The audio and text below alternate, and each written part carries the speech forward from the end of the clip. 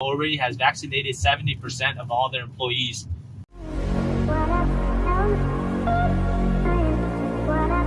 Good morning, good afternoon, and good evening anywhere in the world. Welcome back to our Global Weekly Updates. Time is very limited right now, so thus I have to drive and make this video for you guys. There are three main things I want to talk about today. One is the charity work that we're doing.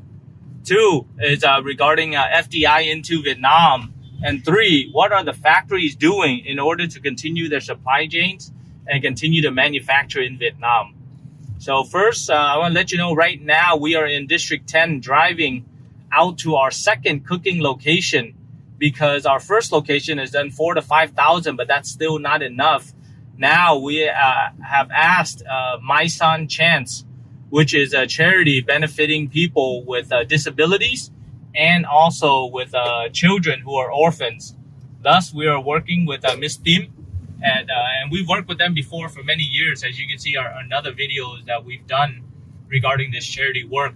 But now they're going to help us cook over 500 more meals so we can continue to supply to the needy people of Ho Chi Minh City.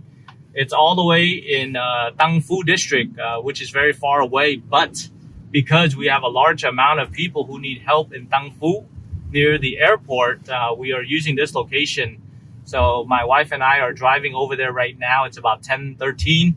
So we can start delivering food at about 10:30 to 11 o'clock. Please, if you have the inclination and you want to help, please help us continue the fight. Today is day number 13 of the first 15-day full lockdown decree number 16 in Ho Chi Minh City.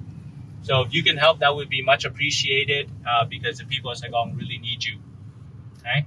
So I want to switch gears to another topic that is very important right now is even in light of the pandemic starting in 2019, Vietnam in 2020 moved up 5 spots in the amount of received foreign direct investment into the country, accounting for 16 billion US dollars.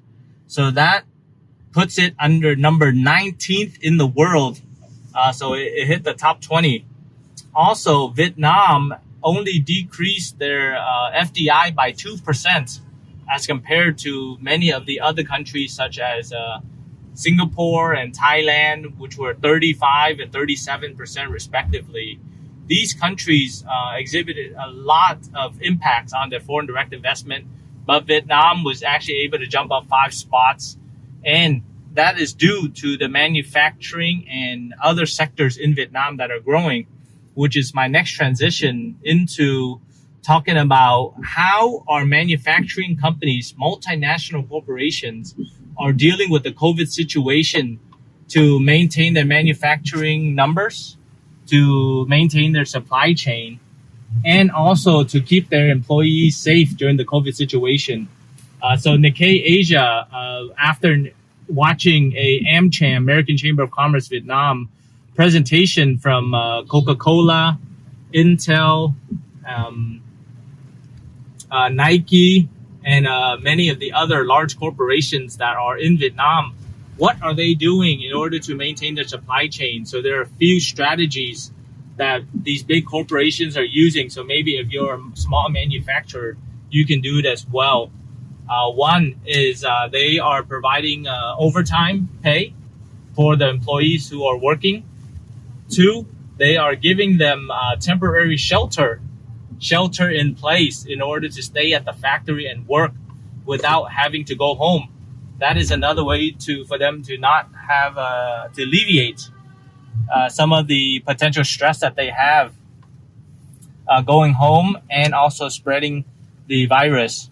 Three, they are testing. They have in-house testing facilities for all of their employees who come to the manufacturing facility to work every single day, because some of these manufacturers have over 10,000, 100,000 manufacturing employees.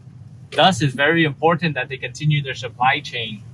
The other things that they're doing a split shift, which means that half of the employees will come to the factory to work, stay, live, eat, and work for a week.